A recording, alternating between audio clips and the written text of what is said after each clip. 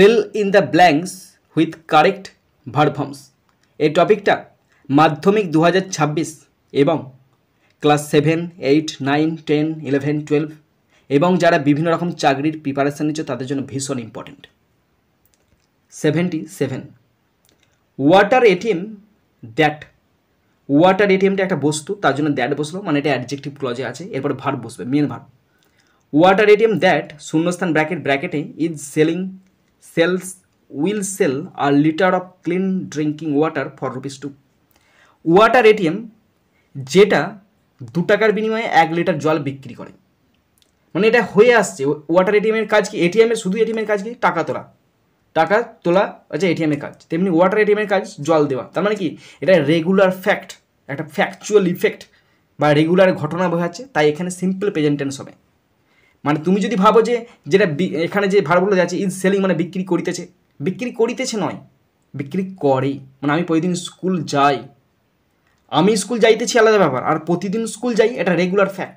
তেমনি ওয়াটার এটিএমটা জল বিক্রি করিতেছে নয়, জল বিক্রি করে, মানে প্রতিদিন নিত্যযাত্রীদের জন্য জল বিক্রি করে, নিত্য ঘটনা একটা, তাহলে সিম্পল প্রেজেন্ট টেন্স বসবে।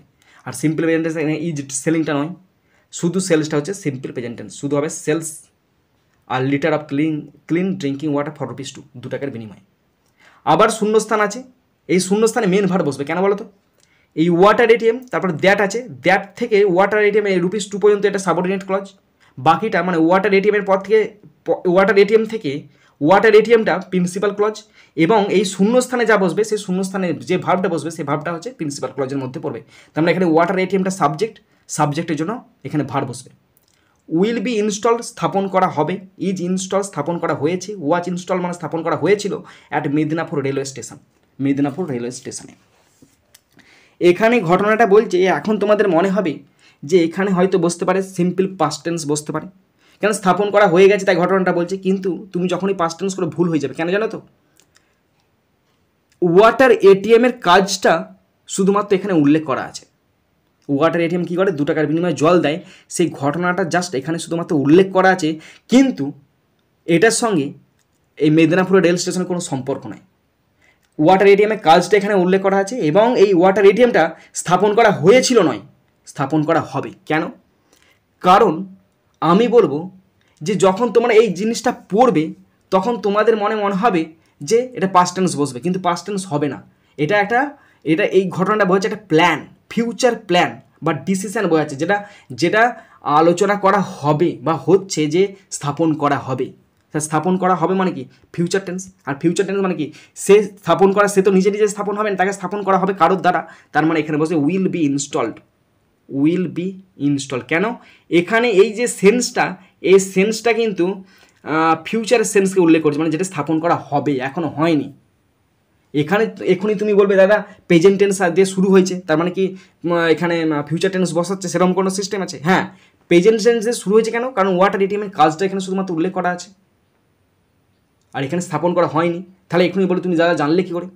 এটা পড়ে যেটুকু বুঝতে পারা গেল যে এখনও স্থাপন করা হয়নি, স্থাপন করা হবে। দ্য ওয়াটার এটিএম, এই ওয়াটার এটিএমটা ড্যাশ ব্যাকেট আছে will be under South Eastern railway, আর ওয়াটার এটিএমটা সাউথ ইন্ডিয়ান রেলওয়ের অন্তর্গত। এখন অন্তর্গত, তাহলে ইজ বসবে।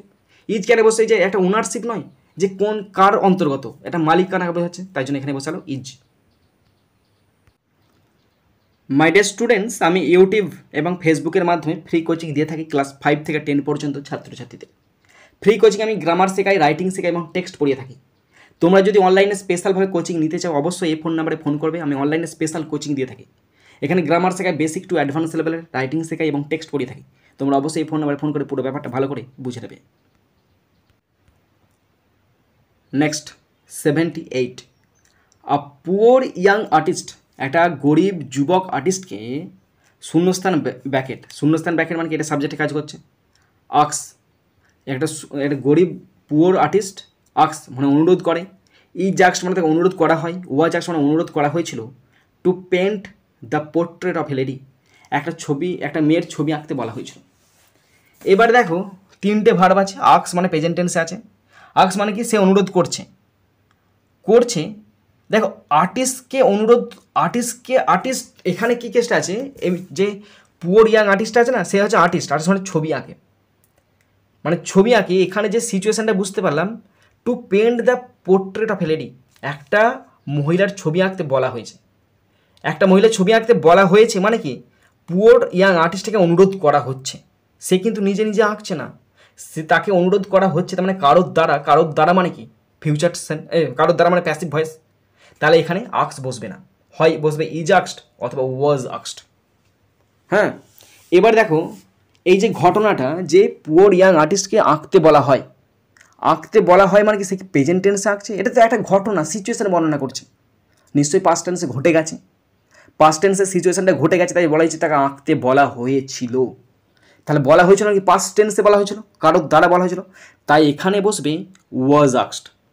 ওয়াজ আক্সড কেন বসছে? কারণ এটা একটা ঘটনা, এখানে তাকে আঁকতে বলা হয়েছিল, কারোর দ্বারা অনুরোধ করা হচ্ছে।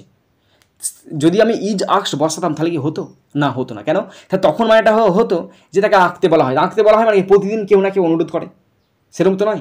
একটা ঘটনা আঁকতে বলা হয়েছিল, একটা ইয়াং মহিলার ছবি আঁকতে বলা হয়েছিল। And he did his best, এবং সেটা সেরাটা দিয়েছিল। And he did his best, এবং সেটা সেরা ইয়ে করেছিল, মানে মন দিয়েছিল। তারপরে শূন্যস্থান আছে, শূন্যস্থানে ব্যাকেট আছে, ভার্ব আছে makes to make a good likeness, সে একদম সেম টু সেম ছবি এঁকেছিল। এই যে একটা দেখো ডিড হিজ বেস্ট, এই যে ডিড হিজ বেস্ট, এটা মেন ভার্বের কাজ করছে। তো এরপরে সবসময় কিন্তু এরকম যখন সিচুয়েশান থাকবে তখন সবসময় তোমরা ইনফিনিটিভ বসাবে। তাহলে এখানে ইনফিনিটিভ কী আছে?